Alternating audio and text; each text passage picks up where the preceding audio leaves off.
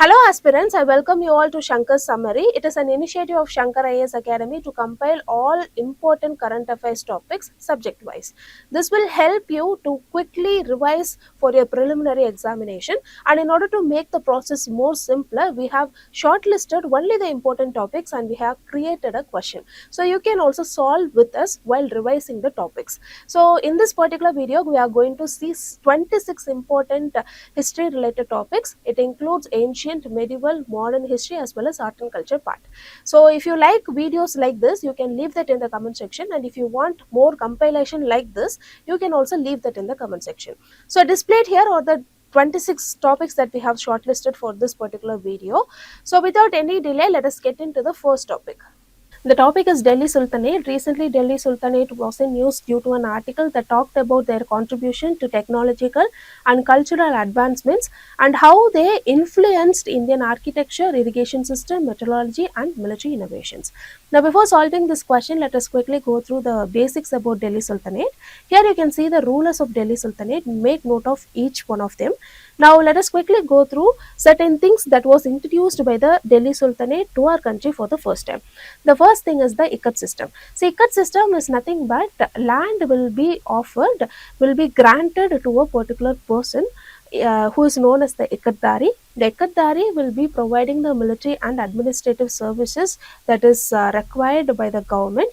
In turn, the government, instead of providing them the salary, they will be allocating the land. The taxes collected from the land will be belonging to the ikatdari. So this is how the system actually works, and it was introduced by Delhi Sultanate. Secondly, they are the first one to have permanent as well as salaried army. This was introduced by Alauddin Khilji. Thirdly, they were the one to introduce the WAP system. WAP system is nothing but the religious endowment that has been offered for the upkeep of mosque and the schools. Endowment is nothing but like a donation.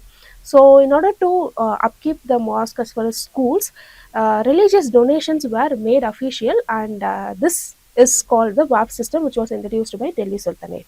Then the Indo-Islamic architecture, they were the one to bring in domes, arches, and minarets in our country. A very good example is Qutub Minar and Alai Darwaza. There are even more examples.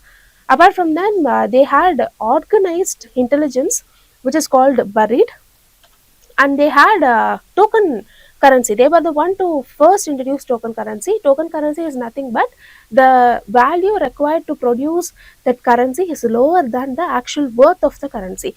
So today in modern world we are actually using the token currency, but it was launched by Delhi Sultanate way ahead.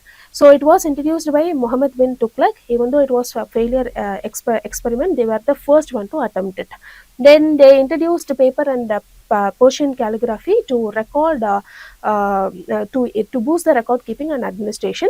And they were the one who introduced the Persian wheel for irrigation and crop rotation ideas. Now moving on, let us try to solve this particular question. Here the question asks, Gas-i Sikandari was introduced during the Delhi Sultanate period, and what was it? So here the correct answer is option C, a land measuring instrument.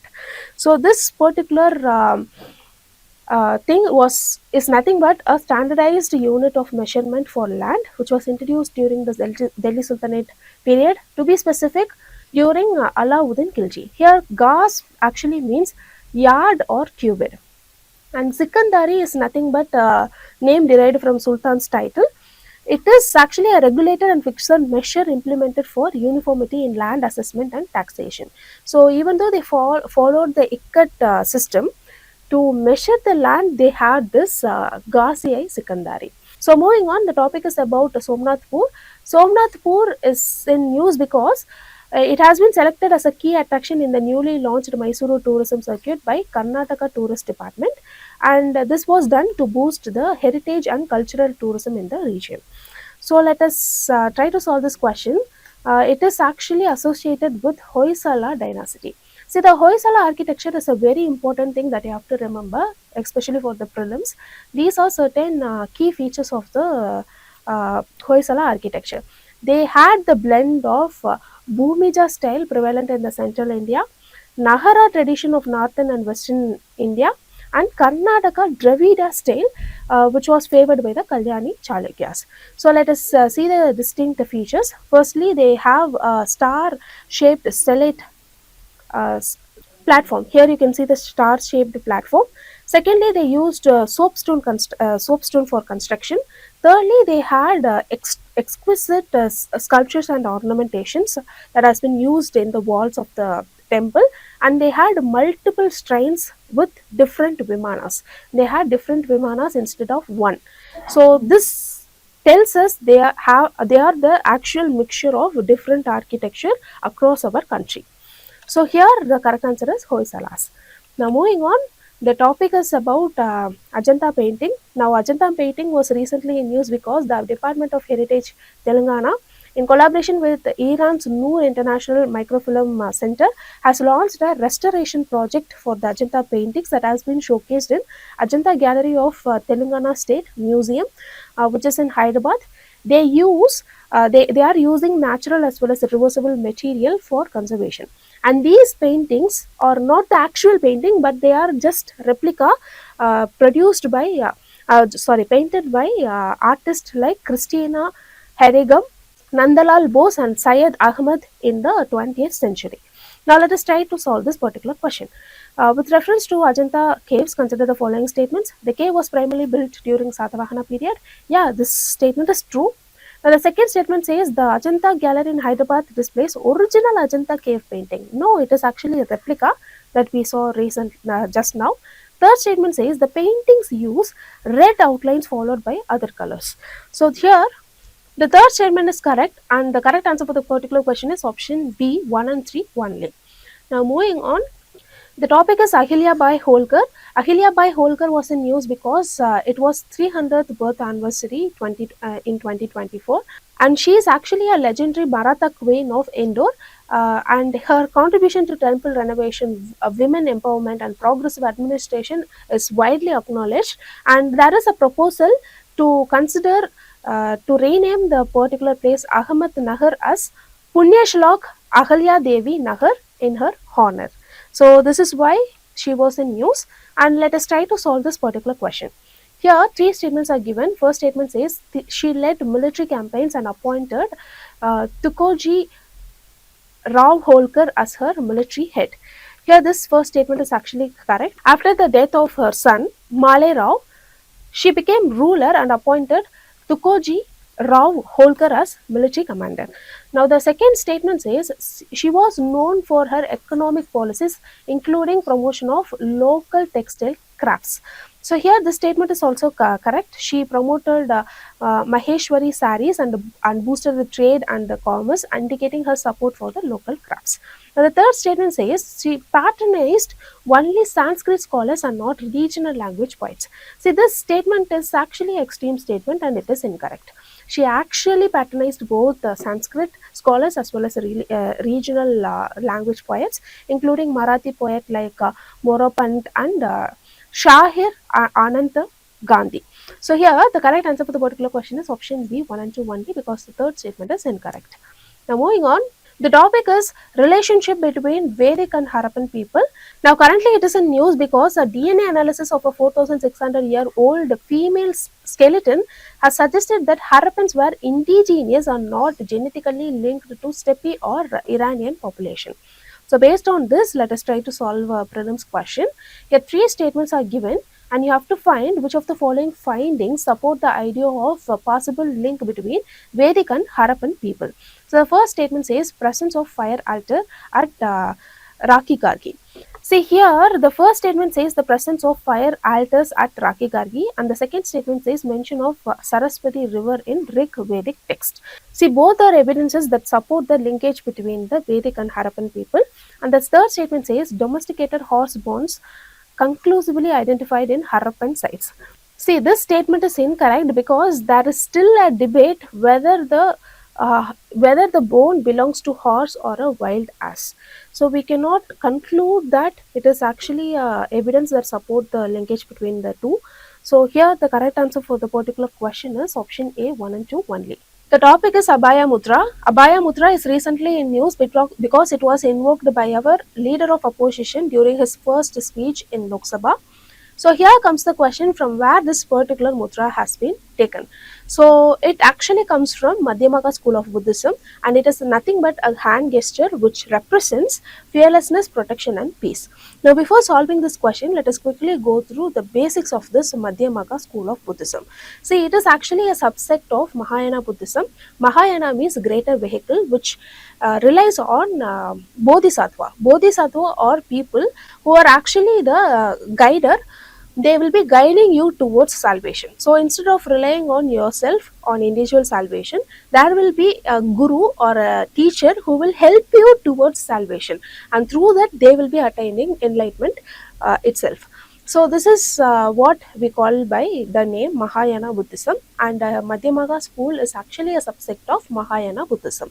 So this Madhyamaka school it has its root in Prajna Paramita Sutra, which tells wisdom is the key towards enlightenment. And there is actually a seminal text that has been invoked by Nagarjuna. Nagarjuna is actually the founder of this particular school. And Nagarjuna, this seminal text name is Mula Madhya Makakarika. So talking about the doctrine, from the name itself we can understand the doctrine. Madhya Marka, which means middle path.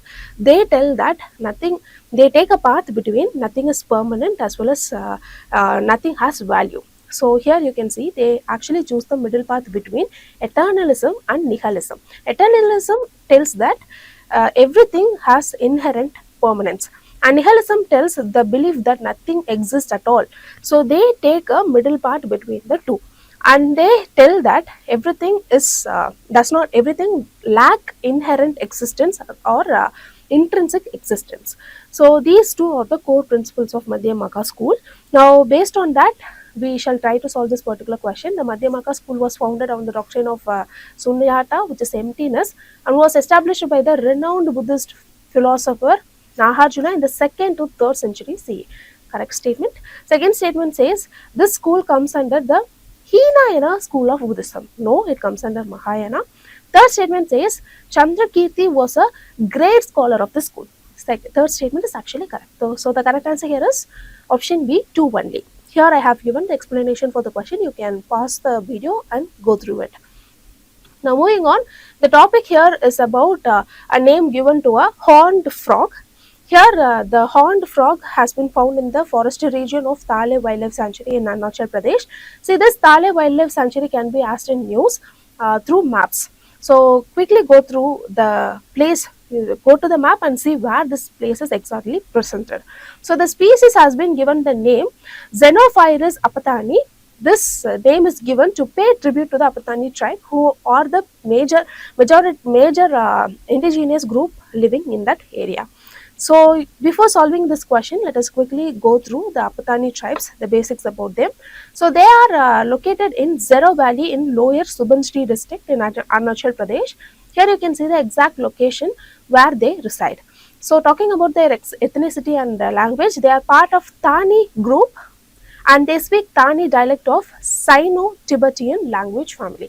And they are renowned for their agriculture. They are known for their wheat rice cultivation, as well as they are known for sustainable cultivation because they integrate rice fish farming. Moving on, talking about the tradition, they follow the Donyi Polo, which is nothing but the sun and moon worship. And as the time passed, a lot of people has adopted to Christianity as well. And talking about their culture, they are rich in oral tradition as well as folklore and rituals. And lot of older women, they traditionally wore facial tattoo, and they will be wearing nose plugs. Here you can see the actual image of an old woman who has nose plugs as well as tattoo. Now this particular tradition is actually fading with time, and you can use this as a case study in your anthropology optional paper. Now let us quickly solve this question. The Apatani tribe or residents of Zero Valley, they are true, but they belong to not Indo-Aryan, but they belong to Sino-Tibetan. So if you could eliminate this statement, you can directly arrive at the answer, which is option B, 213 only. So the second statement is actually correct, and the third statement is actually correct. Tapio is actually a traditional salt produced by the community, which is made from wild grass, and they are also known for beer made from millets. Remember that. Now moving on, the topic is Bal Gangadhar Tilak. Now, currently, Bal Gangadhar Tilak is in news because our Prime Minister Narendra Modi has paid tribute to the freedom fighters Bal Gangadhar Tilak and Shankar Azad on their birth anniversaries. Now, before solving the question, let us quickly go through the political contribution done by Bal Gangadhar Tilak. Here, there are certain basic information that you have to quickly go through. Even though it is not more important for the preliminary examination, it will help you to understand the timeline, and that is why we have given here. He is known with the name Lokmanya, and the name was given while he was arrested for sedition.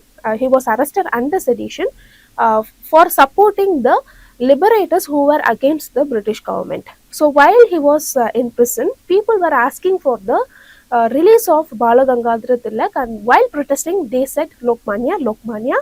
So this title is actually a title accepted by the people as leader. So talking about his political contribution, see, he played a very important role in the partition of Bengal as well as Surat split. So he is actually part of Lal Bal Pal trio. Lal is Lajpat Rai, Lala Lajpat Rai, Bal is Bal Gangadhar Tilak, and Pal is Bipin Chandra Pal. So they led the extremist faction in Congress, key figure in Surat split. See, this Surat split is a very important thing that you have to remember. What happened is 1905 partition of Bengal was announced by Lord Curzon. So this is nothing but dividing the Bengal into two parts. West side will be Hindu majority and east side will be Muslim majority. This is actually said that it is done for the administrative convenience, but it is part of divide and rule of British. So what happened after this is the people, they especially the Congress, they launched the Swadeshi movement. Swadeshi movement is nothing but the boycott of British goods, promoting Indian industries and self-reliance, and this particular concept was strongly supported by Bal Gangadhar Tilak, Lala Lajpat Rai and Bipin Chandra Pal. And later on, what happened is in 1906, there was a huge ideological difference between the INC itself. So INC was split into two, extremists and moderators.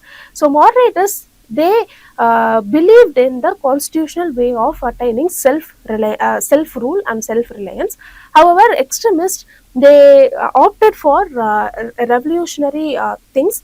For example, they strictly adhered to the reforms like boycotting British goods as well as bringing self-reliance within the country to attain the self-rule.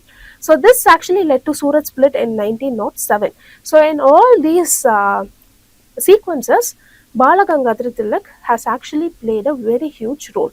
So apart from this, he is also known for the Home Rule movement in 1916, which was co-launched by Bal Gangadhar Tilak with Annie Besant to demand self-rule.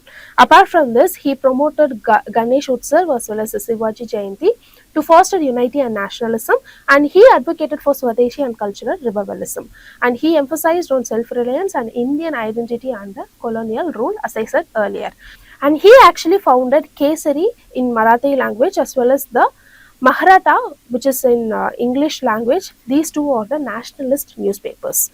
Now moving on, apart from that, he authored Gita Rahasya in now, apart from this, he authored Gita Rahasya in Mandalya jail, and through this he promoted the Karma Yoga, and he is called as the father of Indian unrest by the British for his revolutionary spirit. And he inspired future leaders like Gandhi and was a symbol of assertive nationalism. So based on this, let us try to solve this particular question. First statement says he is known as the grand old man of India. No, Dadabhai Naoroji is actually the grand old man of India, and he is not. So the first statement is actually incorrect. Now the second statement says during his imprisonment in Mandalya jail in Burma, he wrote the Arctic Homes in the Vedas. This statement is also incorrect. Third statement says he founded the All India Home Rule League in 1916 with Annie Besant. This statement is actually correct. Here the question is asking for incorrect statement. Remember, it is not asking for correct statement. So the correct answer here is option A, 1 and 2 only. Moving on, the topic is about Santhal Hul. Santhal Hul is in news because June 30 is marked, 2024 is marked as the 169th anniversary of Santhal Hul, one of the earliest peasant uprising against the British. So the question asks, which of the following is or the cause of Santhal Hul of 19th century? Here, four different options has been given. First is permanent settlement system. See, permanent settlement system is very important thing you have to remember. You have to know who introduced it, what is the terms and conditions, what happens when a loss has happened. So you have to know about all the land revenue system basically. So this permanent system is also known as the zamindari system, which was introduced by Lord Kambal in 1793, and it was introduced in Bengal, Bihar, Orissa and Banaras. Here, zamindar were recognized as the owner of the land, and zamindar were given the right to collect the rent from the peasants. What happens if zamindar what so here comes the question, what happens when a loss is made? See, when a loss is made, they have the tenants, they have to still pay the rent, they have to risk eviction or debt. However, zamindar will be safer in this particular situation because he is actually given a fixed amount of salary by the government, British government. So this is actually a reason for the Santhal Hul because it led to a lot of unrest among the people during the 19th century. Now the second thing is debt to money lenders. Yeah, this is also very true because as people were losing land due to the permanent settlement system, a lot of people were trying to revive their land by getting debt from the money lenders. So this also led to a lot of oppression, which eventually led to Santhal Hul. Now the third statement says loss of Demin tract. See, this Demin tract is nothing but a place that has been given to Santalis to settle down. This place is reserved especially exclusively for them to cultivate the nearby land. So what the Britishers thought is, instead of leaving them as a nomadic tribe who are well versed in agriculture, instead of leaving them like that, they thought they can give a permanent settlement area for them, which is nothing but the Demin tract. So by giving this, they will use the people to cultivate the nearby land. They are excellent cultivators. So this plan actually backfired them because over time, many landlords as well as money lenders, they entered the Demin tract. So this also led to the Santhal Hul.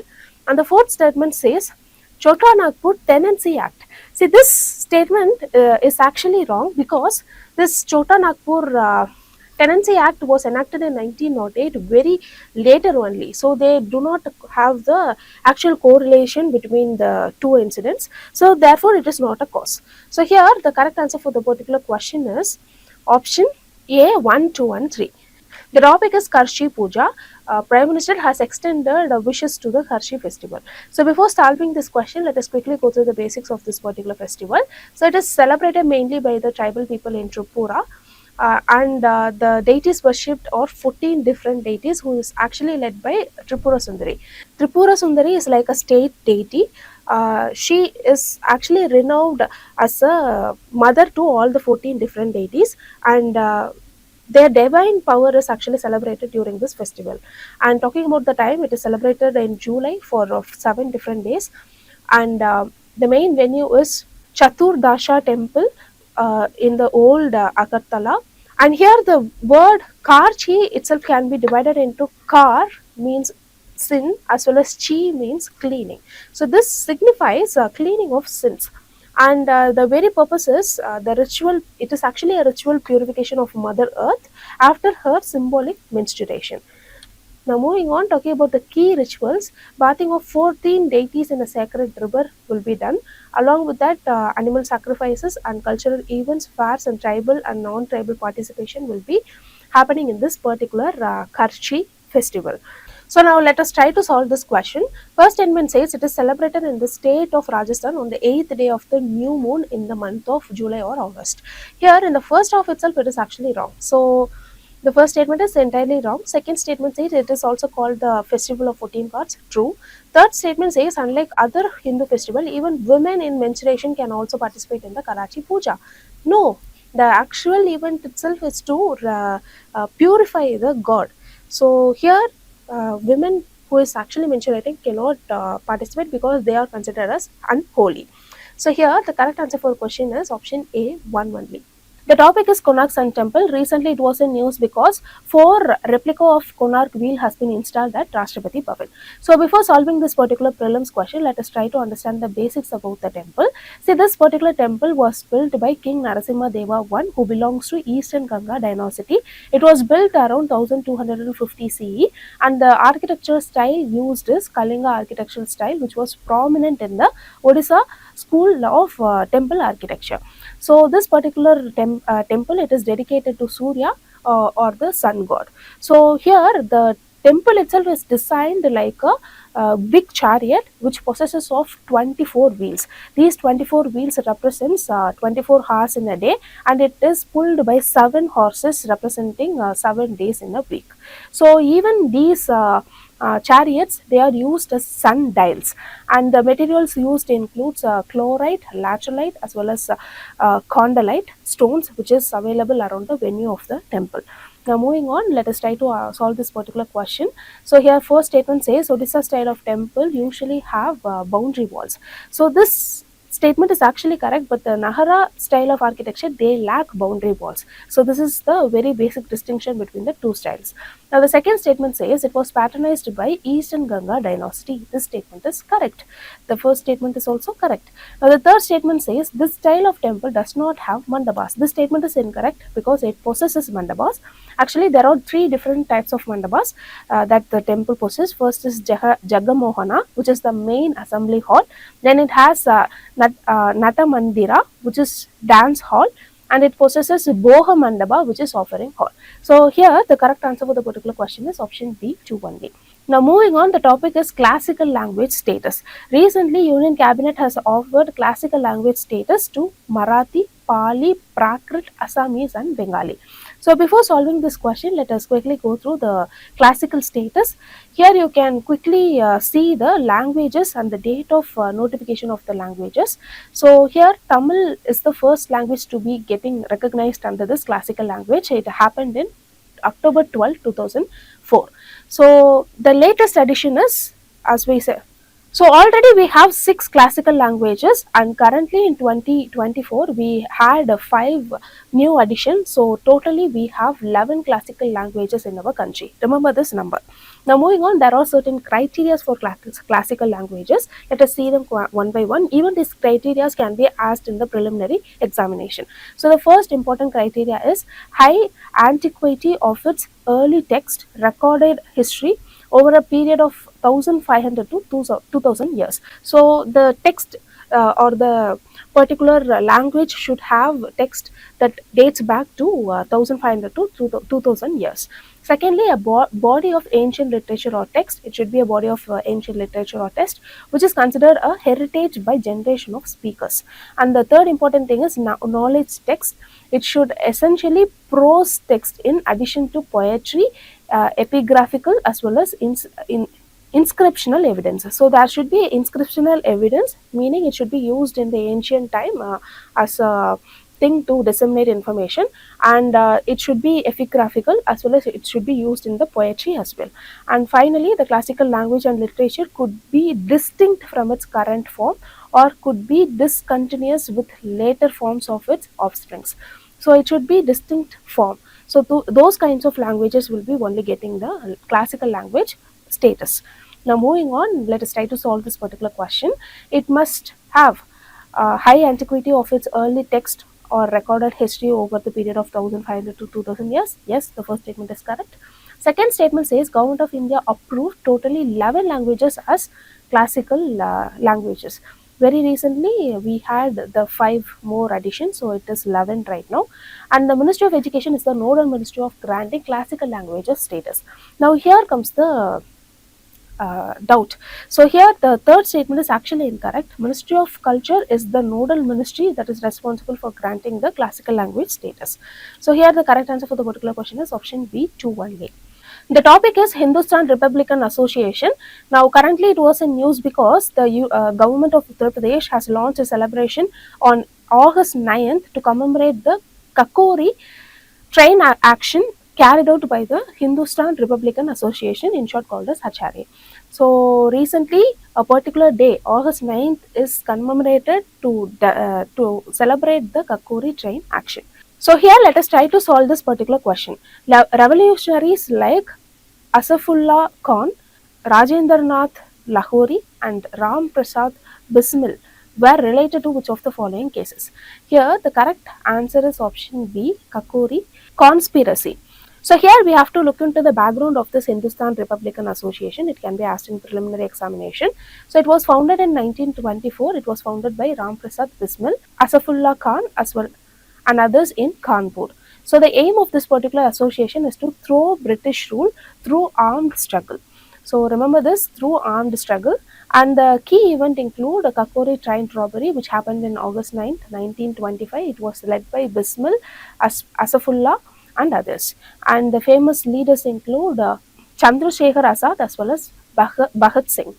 And the ideology of this particular association is revolutionary action to gain Indian independence through violence as well as armed rebellion. So this is the reason why the association got huge opposition and it got disbanded after this Kakori robbery, and it evolved into Hindustan Socialist Republic Association, in short called as HSRA, in 1928. So the major impact it caused was it inspired a lot of youth and other revolutionary group to adopt armed resistance against British rule. And talking about their legacy, they are key players in late revolutionary movements, especially the HSRA and Indian National Army INA. So here the correct answer for this particular question is option B, Kakori conspiracy.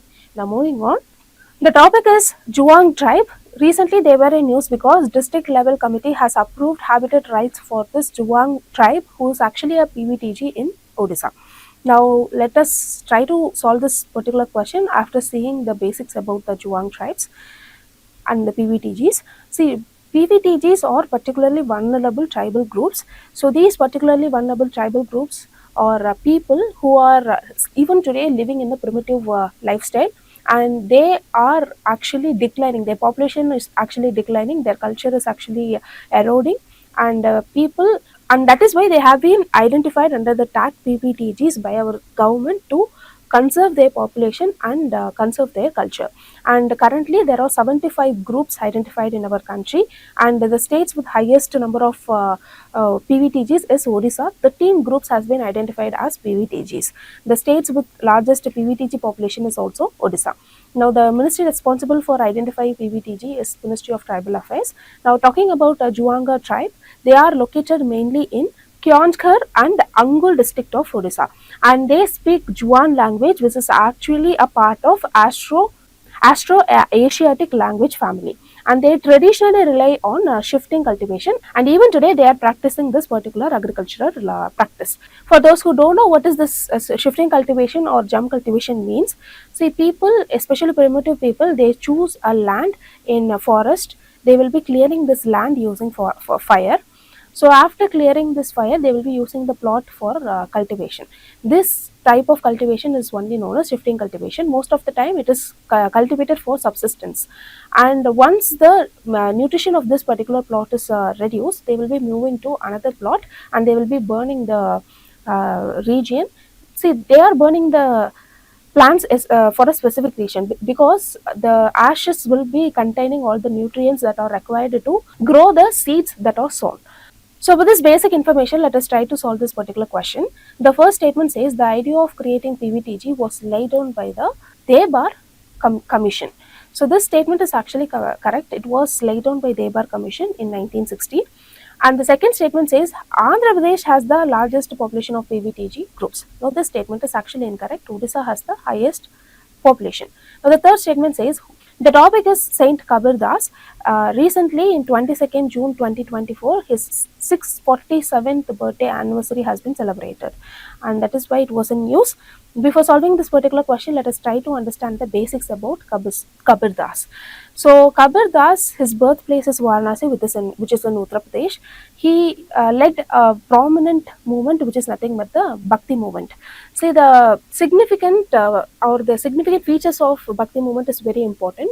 It can even be asked in mains examination. This Bhakti movement, it said everyone are same, and it said anyone could reach God without any special kind of sacrifice or special kind of rituals. So Bhakti movement, they developed regional style of songs, regional styles of stories that reached widespread, and it is a very important movement that you have to remember. So this Bhakti movement, it has its origin in 7th century in southern India, and it spread to North India during the 14th as well as 15th century. And the teachers include Ramananda, Sheikh Taki. The philosophy of this particular Bhakti movement, as I said, is emphasized on devotion, equality, and unity of God. They said God is one. And the religious influences, it was revered by both Hindus as well as Muslims. And the followers of Kabir Das is known as Kabir Panthis. And the major work of Kabir Das includes Kabir Bijak, Kabir Parachai, Sahi Granth, and Adi Granth, as well as Kabir Granthavali. So these are certain major works.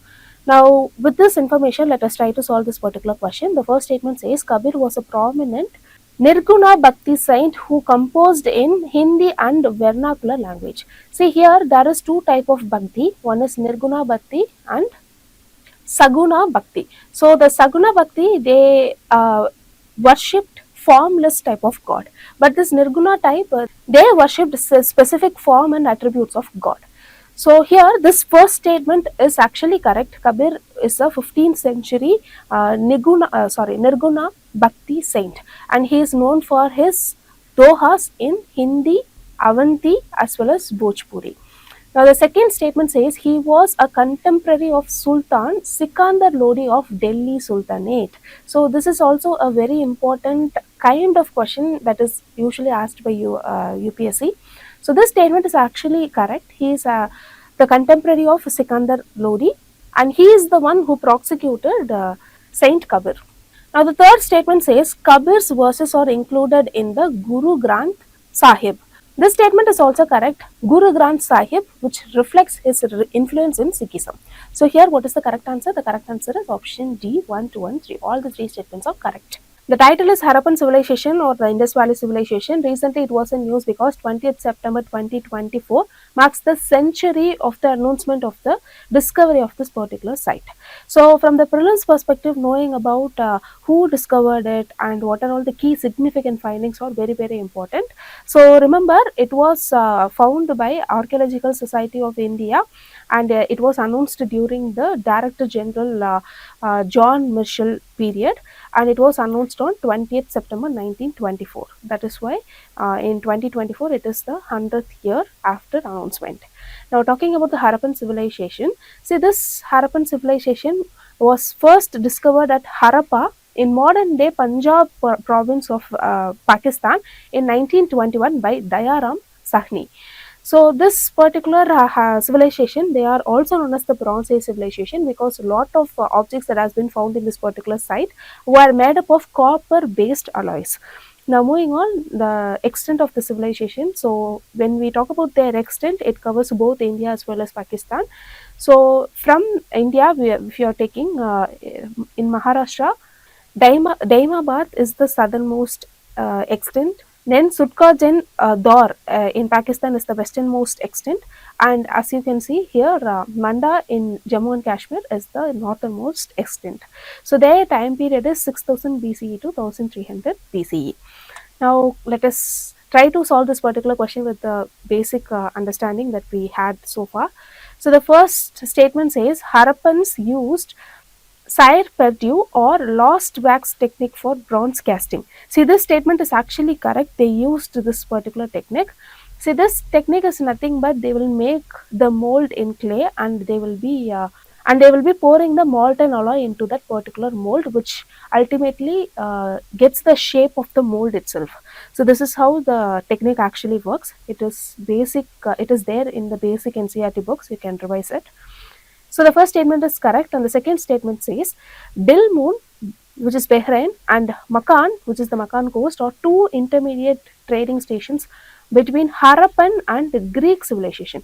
See, this statement in the first half is correct, but the second half is not correct. It is the intermediate station between Harappa and Mesopotamia and not Greek. Okay. And in Mesopotamia records, they have mentioned India as Meluha. Remember all these names? All these names are very, very important. Now, the third statement says no temples have been found from any of the Harappan sites and they worshipped trees and animals. This statement is actually correct. So, the third statement is correct. And the fourth statement says they used pictographic script. Yeah, it is true. And it is written in Bostrophidan style. So, what is this Bostrophidan style? So, it is nothing but writing from right to left and then from left to right. So, this will be in the alternative directions. So, this style of writing is only known as Bostrophidan style, and Indus Valley civilization is known for it. So, what is the correct answer for this particular question? The correct answer is option B, only 3. Now, moving on. The topic is Port Blair. It was in news because being the capital of Union Territory Andaman and Nicobar, it has been renamed as Sri Vijayapuram by Union Ministry. So this particular rename has happened in order to free the place from the colonial imprints, and Sri Vijaya is actually an ancient name that had its base in Sumatra, and the name Port Blair was given by the British administration. It was named after Archibald Blair, which is actually a naval savior and lieutenant in the Bombay Marine. And since it is the entry point for Andaman and Nicobar Islands, this name has been given to Port Blair. So currently, it has been renamed as Sri Vijayapuram. And the island is also known for its naval base of Chola Empire, and it is known for being instrumental in the expansion of Buddhism. So with this basic understanding, let us try to solve this particular question. Here 3 pairs are being given and you have to find the incorrectly matched pair. On the left side, old names have been given, and the right side, new names has been given, and you have to find the incorrectly matched pair. See here, what happened in 2018 was these 3 islands name has been renamed in order to honor the freedom fighters of our country. On the basis of that, the Ross Island was renamed as Netaji Subhash Chandra Bose Island. Nail Island was renamed as Shahid Dweep. Dweep is nothing but an island. Then the Havelock Island was renamed as Swaraj Dweep. So the correct answer for this particular question is option B, 2 pair only. Second and third pair is incorrectly matched. Now moving on. The topic is self-respect movement. Self-respect movement was in news because 2024 marked the 100th year of celebration of this particular movement. So from the prelims perspective, we have to know about the basics of it. Now let us try to understand what is the nature of this particular movement. See, it is actually an egalitarian movement that advocated for social justice in our Indian society. So it was established by E.V.R. Periyar in 1925. Periyar is a very big political leader in Tamil Nadu. And the objective of this particular movement is to dismantle the Hindu societal order. So there is a societal order on the basis of 4 varnas. So to dismantle this is the main purpose of the self-respect movement. And the second important thing is to create a rational, caste-free and religion-free society. See, when there is varna, there are a lot of limitations that is attached with that varna. So it tries to break all that and create a rational and religion-free society. And thirdly, it revitalized the Dravidian language. And the fourth important thing is their official journal is Kudi Arasu as well as Revolt. These 2 names are very, very important names. Sometimes UPSC is asking questions from southern part of India as well. So just make note of it. Now moving on. Remember, the first conference of the movement happened in February 17, 1929 in Chengalpattu, and there the key issues that have been addressed include equal property rights for women, abolition of caste names, education and employment opportunity for women, and self-respect marriage as well as widow remarriage. So on the basis of the demands made by the self-respect movement, a lot of impact has been made. For example, Hindu Widows Remarriage Act was enacted in 1856. This legalized remarriage for Hindu widows and abolished sati in the stricter form. Then the Madras Devadasi system, that is Prevention of Dedication Act 1947 was brought in. So this act made dedication of girls to temple illegal and it granted legal marriage right to Devadasis. And the third important thing is Hindu Succession Act 1956 and amendment that happened in 2005. It granted equal property rights to women.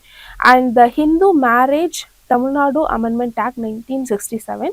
So this particular act ended caste endogamy and it promoted dignity for marginalized communities as well. Now, with this basic understanding, let us try to solve this particular question. The first statement says the movement was founded by E.V. Ramasamy Naikar in 1925 in Tamil Nadu. The first statement is actually incorrect because it was founded by S. Ramanathan in 1925 and later Periyar was invited to lead the particular movement. So, the first statement is incorrect.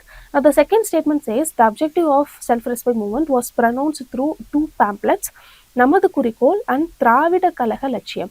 So, the second statement is actually correct. Third statement says three main goals were abolition of Brahminical authority, employment equality for women and under-respected group, and the revival of the Dravidian language, which include Telugu, Malayalam, Kannada, and Tamil. This statement is also correct. Now, the fourth statement says Veeramal and Anne Meenambal, two well-known women activists, served as the movement's female leaders. This statement is also correct. So, here the correct answer for the question is option C, 2, 3, and 4 only. Now, moving on, the topic is Lothal. Lothal was in news because recently researchers has identified that once there existed a dock in Lothal, and that is why Lothal is in news. So, from the prelims perspective, let us quickly go through the significance of this particular discovery. See, Lothal, it was discovered in 1954 by S.R. Rao and it is located 80 kilometers southwest of Ahmedabad, which is in Gujarat. And it is actually a port city of Indus Valley civilization and it is the world's earliest known dock connecting Harappan cities with the Sindh and Saurashtra. So, the Lothal, it actually means a mound of death. So, similar to the Mohenjo-daro, the Lothal is actually the Mount of Death, and the evidence of bead making factory is also found from Lothal. And UNESCO's tentative World Heritage Site, it is actually in the UNESCO's tentative World Heritage Site list since 2014 and it has not been approved till date. So, based on this basics, let us try to solve this particular question. Here, the first statement is incorrect because Lothal means Mount of Death in Gujarati and not Sanskrit. So, the first statement is incorrect. Second statement says it is located between the Sabarmati and Bokavo river in Gujarat's Gulf of Kutch region. So, this statement is actually incorrect because it is located in Gulf of Kambat and not Gulf of Kutch. So, the second statement is incorrect. Third statement says archaeological evidence suggests that the people of Lothal worshipped animal, but there is no evidence of worship of the mother goddess. So, this statement is actually correct. The people of Lothal, they actually worshipped fire god and there was no evidence that proves that they worshipped mother goddess. So, the third statement is actually correct. But the fourth statement says there is a clear evidence for the practice of sati and twin burial. This statement is actually incorrect. So, here the question actually asks for incorrect statements. The correct answer here is option C, 1, 2, and 4 only. The topic is Rani Channamma. See, it has been 200 years of Kittur Vijayotsava, and to commemorate this particular event, the Department of Post has issued a commemorative stamp honoring the violent resistance offered by Rani Channamma against the British colonial force in 1824.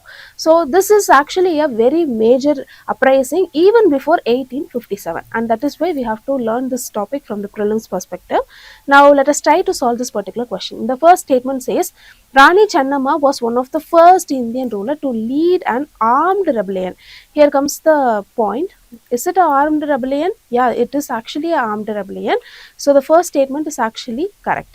Now, the second statement says the Kittur rebellion was triggered by the British application of the doctrine of lapse.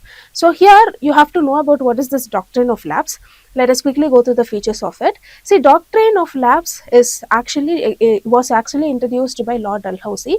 See, if a ruler does not have a natural heir, then his kingdom will be lapsed by the British government, which means it will be annexed by the British government. Here, one of the important condition is that the adopted son cannot be declared as a heir to that particular kingdom.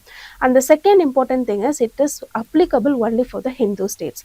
And finally, the title given to the annexed place will also be abolished after the doctrine of lapse is invoked. So, these are all certain important provisions which under the doctrine of lapse, these provisions has been annexed by the British government. So here this particular statement is actually correct. The reason for the Kittur rebellion is this doctrine of lapse. Now come to the third statement. The British annexed Kittur after Rani Chennamma's death in captivity. So this statement is also correct. So even while the armed rebellion was happening, there was a certain victory for Rani Chennamma. However, with time, what happened was she was captured by British government, eventually led to death of her in captivity. So here, what is the correct answer is option D. Option D is the correct answer. 1, 2, 1, 3. Now moving on. The topic is Silk Route. Recently, Silk Route is in news because archaeological discoveries of two medieval cities, it has reshaped the understanding of this Silk Route. Here, these two names you have to remember anyway, because recently UPSC have a pattern of just asking two important names that has been in news. So here, remember these two names. One is Tugun Bulak and another one is Tusk Bulak. Both are in Uzbekistan. Here you can see the map from where it is actually located. Okay, so it is in Uzbekistan. Remember this. Now let us try to solve this particular question. The Silk Road connected China to the Mediterranean Sea was primarily used for maritime trade.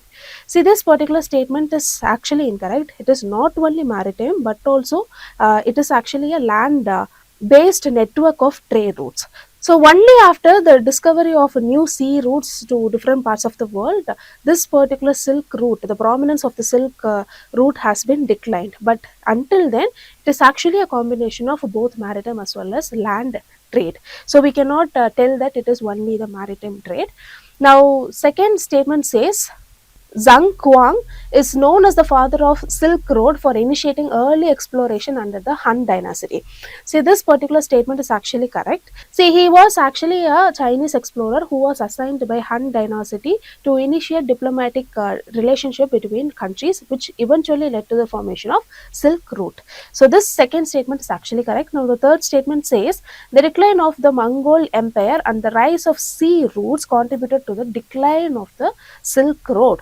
So this particular statement is actually correct. So here the correct answer for the particular question is option B, 2 and 3 only.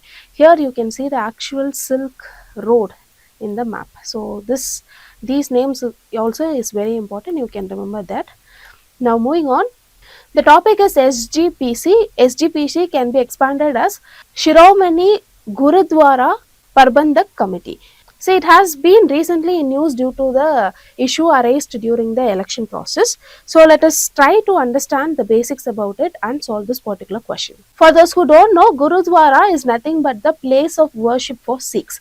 So to manage this particular Gurudwara, there was a lot of discontent happening, and that is when the British government entered into the scene, and they created or they enacted the Gurudwara Act of 1925. So this Gurudwara Act of 1925, it gave the legal recognition for SGPC as the democratic religious body for managing Sikh Gurudwaras.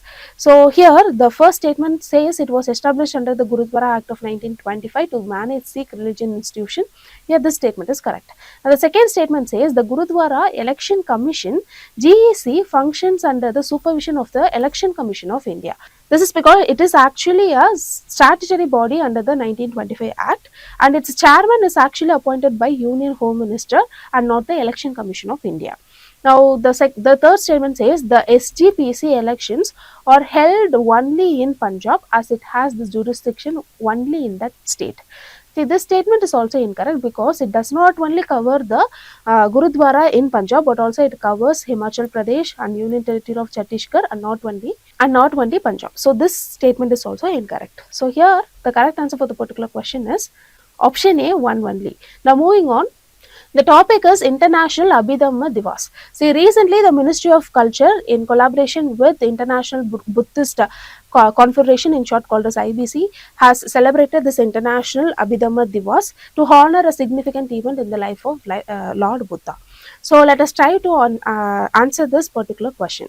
So here, first statement says it commemorates Lord Buddha's descent from Tavatimsa heaven after delivering teachings to celestial beings.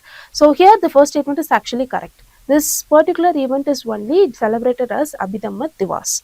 Now the second statement says the Abhidhamma Pitaka is part of the Jain Ahamas and deals with metaphysical concepts. See, this statement is incorrect because Abhidhamma Pitaka is actually a part of Pali canon of Theravada Buddhism. So we have already discussed about different kinds of Buddhism. Theravada Buddhism is actually a subsect of Hinayana Buddhism, which is actually the orthodox school of Buddhism. So this particular Abhidhamma Pitaka, it actually contains the philosophical and psychological teachings of Buddha. So the second statement is actually incorrect. Now the third statement says the event coincides with the end of the Buddhist rainy retreat, also known as Vasa. So here the third statement is actually correct. The event actually coincides with the end of Vasa, which is actually celebrated in the name of Pavarana festival. So what is the correct answer for this particular question? It is option B, 1 and 3 only. Here the second statement is incorrect. Now moving on. The topic is Brahmi's inscription. So recently this Brahmi script has been in news because a lot of inscription dating back to 2nd century CE has been unearthed in Andhra Pradesh in Dharanikota village near Amaravati. So the inscription is actually written in the Prakrit language using Brahmi script, and it was discovered during routine agricultural plough. So here let us try to decode this particular question. Three statements has been given. The first statement says the recently discovered Brahmi inscription in Dharanikota is dated back to 2nd century CE and written in the Prakrit language. So here the first statement is actually correct. Now the second statement says Dharanikota, also known as Danyakatakam, was once the capital of the Sadavahana dynasty. So here this second statement is also correct. See, this statement is also correct because it was a popular Buddhist center during the time of Sadavahana dynasty. Now, the third statement says the Brahmi script was deciphered by Alexander Cunningham in 19th century. So, here comes the doubt. Here, the third statement is actually incorrect because it was deciphered by James Prinsep and not Alexander Cunningham. This particular event happened in 1930s. So what is the correct answer for this particular question? The correct answer is option A, 1 and 2 only. Now moving on.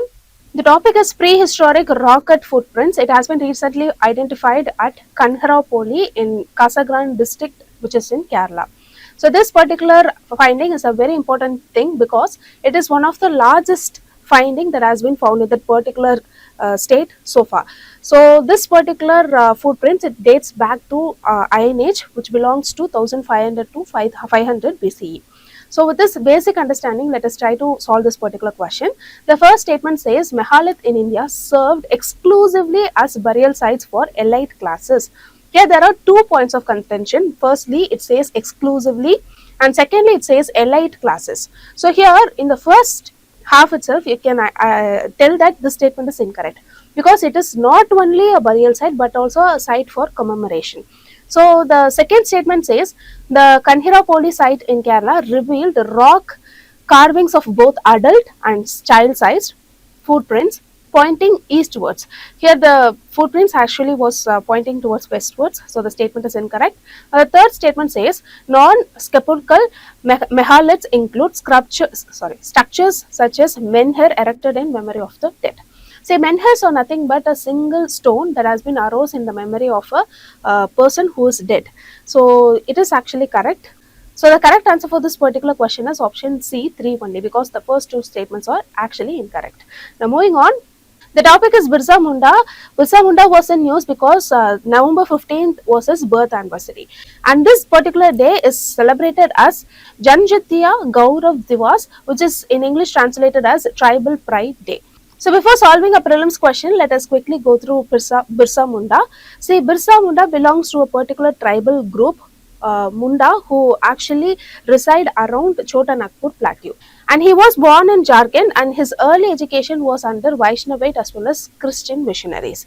And talking about his contribution to the Munda rebellion, he actually led the rebellion. This Munda rebellion is also known as the Wulhulan or the Great Tumult. It happened between 1899 to 1900s, and it is a very, very important revolt against the British because it asked for tribal self-rule, as well as it The main objective of it is to eliminate British zamindar as well as missionaries, and they even use the guerrilla warfare tactics because they were actually residing inside forest with their own tribal culture, and they use the white flag for resistance during this particular rebellion.